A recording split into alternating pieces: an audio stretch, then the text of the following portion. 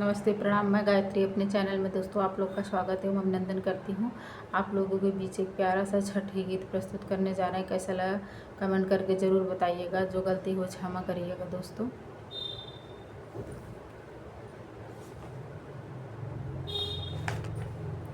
मांगा मांगा सखी अटल सुहाग आज छठी मैया से। मांगा मांगा हो सखी अटल सुहाग आज छठी मैया से। हम ता मांगत हैया चरा पसार हो आज छठी मैया से।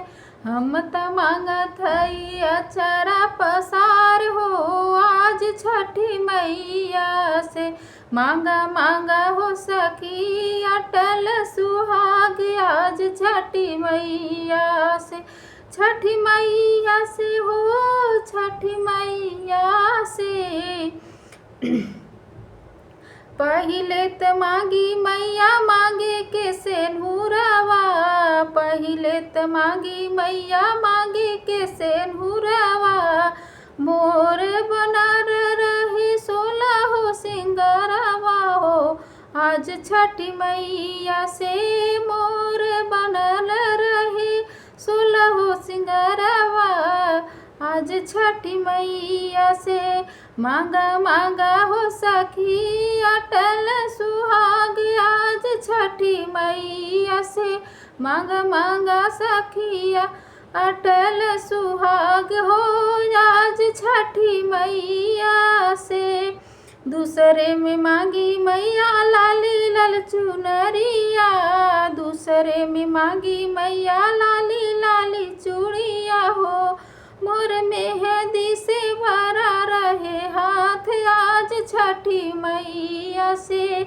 मोर मेहंदी से भरल रहे हाथ हो आज छठी मैया से।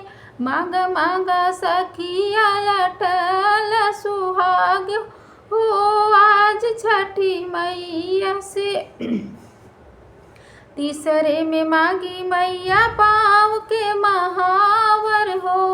हरदम बाजी अंगना पायल हमार हो आज छठी मैया से। मांगा मांगा सखिया अटल सुहाग हो आज छठी मैया से।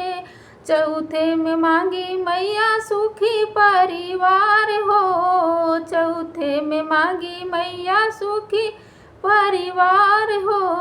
जुग जुग जिए जुग जुग अंगना में खेलै मोरे लाल हो आज छठी मैया से। जुग जुग अंगना में खेलै मोरा लाल हो आज छठी मैया से। मांगा मांगा सखिया अटल सुहाग हो आज छठी मैया से। मांगा मांगा सखिया अटल सुहाग हो आज छठी मैया से। पाँचवे में मांगी मैया अचारा पसार हो। पाँचवे में मांगी मैया अचारा पसार हो। हरदम पूजी हम तीज त्योहार हो आज छठी मैया से।